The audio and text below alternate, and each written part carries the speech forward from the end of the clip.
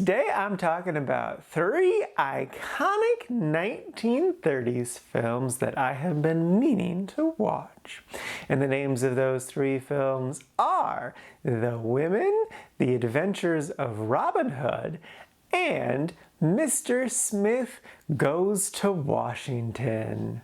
Let's to the biz. The Women. This is a 1939 film starring only women. There are literally only women in this movie, including the dogs. And I love that. I love that a lot. Like, especially for like the 1930s, that's amazing. It's insane that this even exists. But the basic premise is this group of pretty wealthy women like to gossip about one another, and maybe some of them are having some marital issues. And yeah, this film's great. It definitely deserves all of the praise. It's a very well acted film and the story is great and everything about it's interesting. I will say it did take me a bit to get into it. The first scene was so overwhelming because it was just like we're going into a spa and there's a million people all talking over each other and it's just like, well, this is really intense. But then kind of once we settled into who the main character is and following her story, I was like, okay, yeah, I'm getting it now. This is great. And yeah, it really just got better as it went on. There was one scene though that I still don't truly understand, and that's so the movie's shot in black and white, except for one section that's a fashion show, and the entire fashion show segment is in color. But I don't know why it's in this movie. It's just like a very vibrant, beautiful thing, but it doesn't really add anything to the story. They're just kind of there, and it's pretty. I guess like it would have been really cool to see in the 30s of just like this Technicolor segment, but it's just kind of random in viewing it from a modern perspective. I love the end though. The end was so much fun. I would say too that like this thing is packed to the brim with amazing actors. Everyone did an incredible job. Like I would want to compliment someone, they'd be like, no, but I also have to compliment this person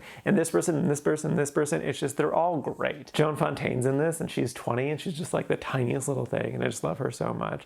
I want to watch so many more of her movies. But yeah, no, it's a great film. Definitely 100% recommend. Love it a lot. Next up is The Adventures of Robin Hood. This is the gold standard of Robin Hood films. It's from 1938. It is much loved and I can definitely understand why. It stars Errol Flynn in the leading role and Joan Fontaine's sister as Maid Marian, Olivia de Havilland. And this is a really good film. I definitely liked it a lot. It nailed the action. Like there is no denying this movie has just the most incredible action sequences. Like once the action starts, it is full throttle just going and it is so much fun. Like it's kind of silly and ridiculous, but also amazing. So it really just works. Errol Flynn is a really solid Robin Hood. He really nails the smug, charming asshole aspect of it. Like there's so many times he just cracks a joke just to get all of his merry men to laugh. That's like his main goal in the film, is just to make all of his bros laugh. And that's hilarious and fun and interesting. Now I definitely like this film a lot, but I was trying to compare it to the other Robin Hood films that I also liked a lot to kind of like emotionally like where do I want to put this? And where I would say this movie falls short is in Maid Marian. Now Maid Marian is still great here. Olivia did a really great job. She's still a very strong character, independent and just like still a badass. She did have good chemistry with Robin Hood, but the film really didn't focus on the romance a lot and like their flirtiness and all, and I'm like it's like that's a fun aspect of them, is just them flirting, and it's like they didn't really do a whole lot out here. There is some, but just not as much as I would have liked. And then on top of that, they did the version of her in which she just kind of is more of a high society person who does still help, versus like the story of Robin Hood and his merry men in which she sneaks away and tries to become one of the merry men. And I like that version where she sneaks away a lot more than just the high society version, because like they're both interesting in their own ways, but I just feel like when she sneaks away, that's a bit more fun and adventurous. And I like that in my Maid Marian. And so that's really what ended up putting this below the story of Robin Hood and his merry men, is because that element was just so good in this one. I just couldn't quite push this one over that one. So it is still really good. Like, don't get me wrong, this movie is great. Definitely recommend it. It's a really, really fun time. It deserves all the praise it has. It's just me as a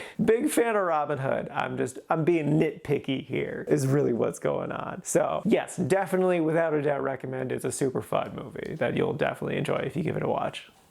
And lastly is Mr. Smith Goes to Washington. This is a 1939 Jimmy Stewart movie, and it's really good. The basic premise is there are two corrupt senators, but then one of them dies, and so the governor needs to quickly replace him, like a temporary senator, for 3 months before the election can happen. And this big business guy is like, hey, we're corrupt together. You have to do what I say and put this specific guy in power so I can manipulate him. And they don't do that. Instead, they put in Boy Scout, American-loving Jimmy Stewart, who's just a naive simpleton. And they're like, we can manipulate him, it'll be great. But then he learns about the corruption and does some stuff. So this movie is definitely like pro-democracy propaganda. But also there's a segment that's just like very, very over the top, loving America propaganda, and I was just like, this is just too much, because it went on for so long, and I was like, if the rest of the movie's like this, I can't do this.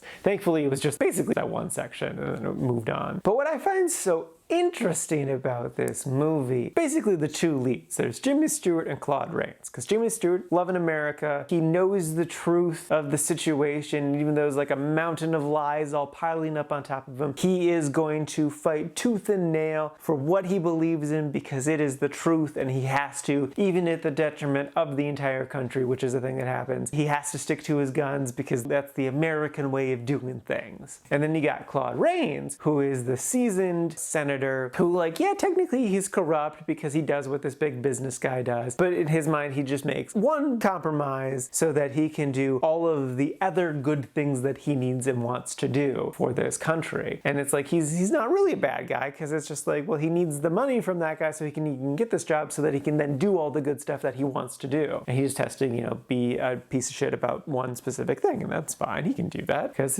he's doing good. The good outweighs the bad. And so what I find so interesting about that is that I have to imagine that every politician believes that they are the Jimmy Stewart of their story, that they are the hero, that they are sticking to their guns, they know the truth because they are the truth, all that jazz. But in reality, every politician, damn near most of them, is actually Claude Rains' character. That they do a lot of compromising of their character, just so that they can continue to keep their job to kind of do good in the world, or what they see as good in the world. But Jimmy Stewart is definitely the hero of this movie, and Claude Rains is definitely the villain of this movie. So I don't know, it's just kind of fascinating to look at in that regards, because it's like, this is 100% a fantasy film. But yeah, it's definitely very good, and again, deserves all of the praise that it has gotten. I will say though, that I know people really love to praise Jimmy Stewart for his performance here, which I definitely get. But for me, the real standout was Claude Rains. This is my 4th Claude Rains film so far this year, and I'm really, really just loving everything about him. He really knocked it out of the park with this one. But yeah, I, again, thoroughly enjoyed this film, and again, would definitely recommend it. It's a damn good film. There is, you know, a bit of propaganda-ness in there, but it's kind of easy to look past it because the rest of the movie's great. Alrighty, now for today's rankings. First up, we got The Women sitting number 6 in the really like section. And then after that, not too terribly far behind, is The Adventures of Robin Hood sitting at number 13, also in the really like section. And then bringing up the rear just a smidgen behind is Mr. Smith Goes to Washington sitting at number 15. Again, in the really like section. And this is out of a total of 54 old movies so far this year.